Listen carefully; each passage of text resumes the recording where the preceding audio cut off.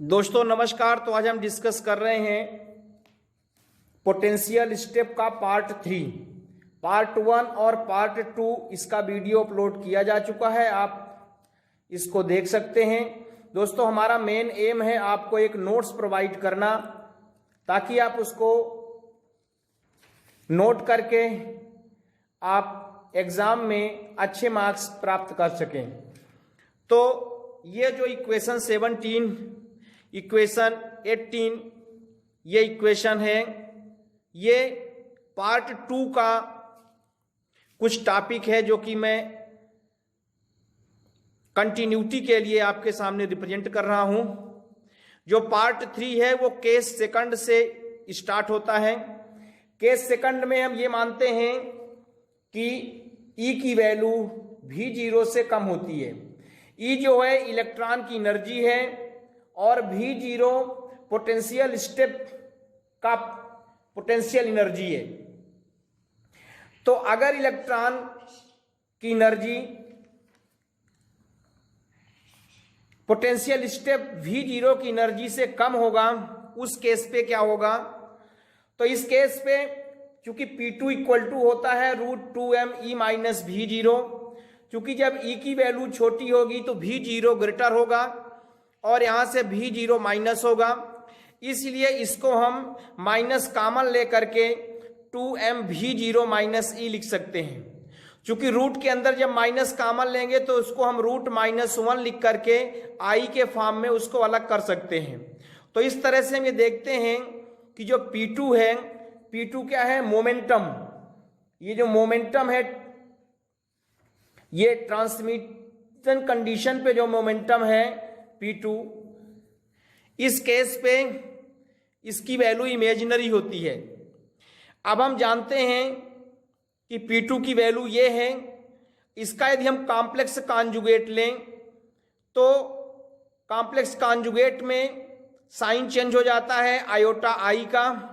इसको स्टार से रिप्रेजेंट करते हैं तो P2 स्टार इक्वल टू हो जाएगा -i 2m V0 माइनस ई। अब ये वैल्यू बिल्कुल ये इक्वेशन 1 की वैल्यू है, इसलिए P2 star equal to -P2 लिखा जाता है। अब जैसे पार्ट फर्स्ट और सेकंड में हमने देखा कि psi1 और psi2 की वैल्यू को डिफरेंशिएट किया जाता है, यहां पर भी psi2 के वैल्यू को डिफरेंशिएट करेंगे विद रिस्पेक्ट टू x। तो चूंकि psi2 की जो वैल्यू है ये हम वीडियो के फर्स्ट पार्ट में इसको रिप्रेजेंट कर चुके हैं, पोटेंशियल स्टेप के फर्स्ट पार्ट में, वहां से आप इसको देख सकते हैं कि psi2 की वैल्यू ये कैसे आती है। जब इसका कॉम्प्लेक्स कॉन्जुगेट लेंगे तो स्टार लगता है, C में भी स्टार लगेगा। कॉम्प्लेक्स कॉन्जुगेट में साइन चेंज होता है तो I का -i हो जाएगा। अब यहां इंपॉर्टेंट पॉइंट ये है कि चूंकि P2 भी एक इमेजिनरी पार्ट है, इसलिए इसमें भी कॉम्प्लेक्स कॉन्जुगेट का साइन लगेगा। P2 स्टार के फॉर्म में इसको भी लिखा जाता है। इसके बाद हम psi2 को x के रिस्पेक्ट में डिफरेंशिएट करेंगे तो ये बन जाएगा del psi2 upon del x। Differentiation का पार्ट आपको मालूम है, इसलिए इस पे हम ज्यादा डिटेल नहीं देख रहे हैं। इसी तरह से जो psi2 स्टार है उसको भी जो हम x के रिस्पेक्ट में डिफरेंशिएट करेंगे तो ये वैल्यू आएगी। अब जो प्रोबेबिलिटी करंट डेंसिटी है उसका फार्मूला होता है, हम वीडियो फर्स्ट और सेकंड में भी देख चुके हैं, पार्ट 1 और पार्ट 2 में पोटेंशियल स्टेप के, कि जो प्रोबेबिलिटी करंट डेंसिटी है उसका फार्मूला ये होता है।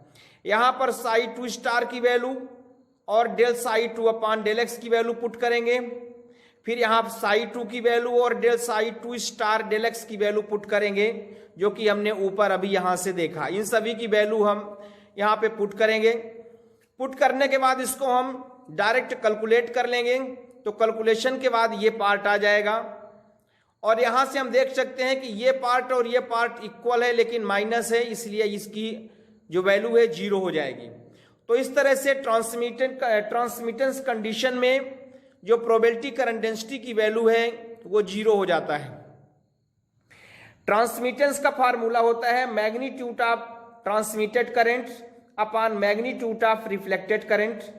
चूंकि ट्रांसमिटेड करंट की वैल्यू यहां से आप देख सकते हैं 0 है, इसलिए जो ट्रांसमिटेंस है जिसको हम T से रिप्रेजेंट करते हैं, तो T इक्वल टू में जो मैग्नीट्यूड ऑफ ट्रांसमिटेड करंट उसकी वैल्यू 0 होने से T की वैल्यू 0 हो जाएगी।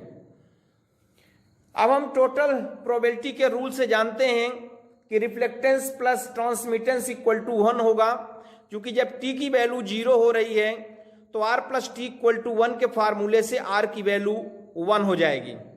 लेकिन इसको हम प्रूव भी करेंगे कि क्या ये एक्चुअल में सही है, R की वैल्यू 1 होती है कि नहीं होती। इसके लिए हम रिफ्लेक्टेंस देखेंगे। रिफ्लेक्टेंस को R से रिप्रेजेंट करते हैं, इसका फार्मूला होता है magnitude of reflected current upon magnitude of incident current. यहां मैग्नीट्यूड ऑफ जो रिफ्लेक्टेड करंट है, RC मतलब रिफ्लेक्टेड करंट, IC मतलब इंसिडेंट करंट। तो रिफ्लेक्टेड करंट का जो मैग्नीट्यूड है ये हम पार्ट 1 में और 2 में एक्सप्लेन कर चुके हैं, इसलिए हम इसको डायरेक्ट नोट करेंगे। और मैग्नीट्यूड ऑफ इंसिडेंट करंट का फार्मूला ये होता है, यहां पर B और B स्टार की वैल्यू पुट की गई है, चूंकि P1 अपान M से P1 अपान M कैंसिल हो जाएगा। यहां से B और B स्टार की वैल्यू ये पुट की गई है, नीचे AA स्टार बचता है तो AA स्टार यहां से कैंसिल हो जाएगा। और फाइनली जो रिफ्लेक्टेंस की वैल्यू आएगी वो हो जाएगा, ये इसकी वैल्यू आ जाएगी। अब चूंकि इसमें स्टार लगा है, इसको कॉम्प्लेक्स कॉन्जुगेट बोलते हैं, तो ये स्टार P2 में इसलिए लग रहा है क्योंकि P2 जो है इमेजिनरी पार्ट है, P1 में इसलिए नहीं लग रहा है क्योंकि P1 जो है रियल पार्ट है। रियल पार्ट का जो कॉम्प्लेक्स कॉन्जुगेट होता है वो सेम होता है, P1 का P1 ही होगा, लेकिन इमेजिनरी पार्ट का जो कॉम्प्लेक्स कॉन्जुगेट है वो साइन चेंज हो जाता है। इसी तरह से नीचे भी ये कॉम्प्लेक्स कॉन्जुगेट लगाएंगे तो ये हो जाएगा P1 प्लस P2 स्टार। अभी हमने देखा कि P2 star equal to minus P2 होता है, तो यहां से जब हम P2 स्टार की जगह माइनस P2 पुट करेंगे तो माइनस माइनस ये प्लस P2 हो जाएगा। इसी तरह से ये प्लस P2 स्टार की जगह हो जाएगा माइनस P1। और आप देख सकते हैं कि ये इससे कैंसिल हो रहा है और ये इससे कैंसिल हो रहा है, तो जो इसका रिजल्टेंट है वो रिजल्टेंट हो जाएगा R इक्वल टू 1। तो यहां से प्रूफ हो रहा है कि ट्रांसमिटेड करंट की वैल्यू तो 0 होती है, लेकिन जो रिफ्लेक्टेंस की वैल्यू है वो 1 होती है।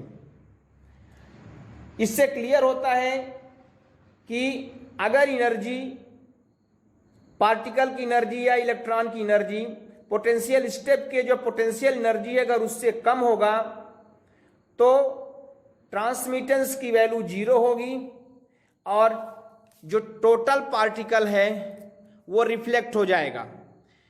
इसका मतलब सभी इलेक्ट्रॉन रिफ्लेक्ट हो जाएंगे, ट्रांसमिटेंस नहीं होगा, मतलब एक भी इलेक्ट्रॉन का ट्रांसमिटेंस नहीं होना है। जितने सारे इलेक्ट्रॉन इंसिडेंट हो गए उन सभी इलेक्ट्रॉनों का रिफ्लेक्टेंस हो जाएगा। ये तभी होगा जबकि इंसिडेंट इलेक्ट्रॉन की energy, potential energy of the potential step is less.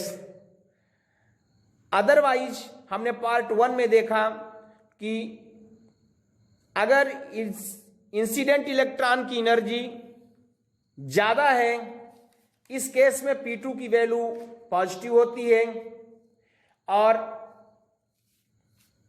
कुछ इलेक्ट्रॉनों का उसमें ट्रांसमिटेंस होता है और कुछ इलेक्ट्रॉनों का उसमें रिफ्लेक्टेंस होता है। तो ये पोटेंशियल स्टेप का थर्ड पार्ट हो गया। पोटेंशियल स्टेप को हमने 3 पार्ट में बनाए हैं, पार्ट 1, पार्ट 2, पार्ट 3, और इस तरह से पोटेंशियल स्टेप एक कंप्लीट टॉपिक हो गया जो कि बहुत इंपॉर्टेंट टॉपिक है। हमारा एम है आपको एक नोट्स प्रोवाइड करना।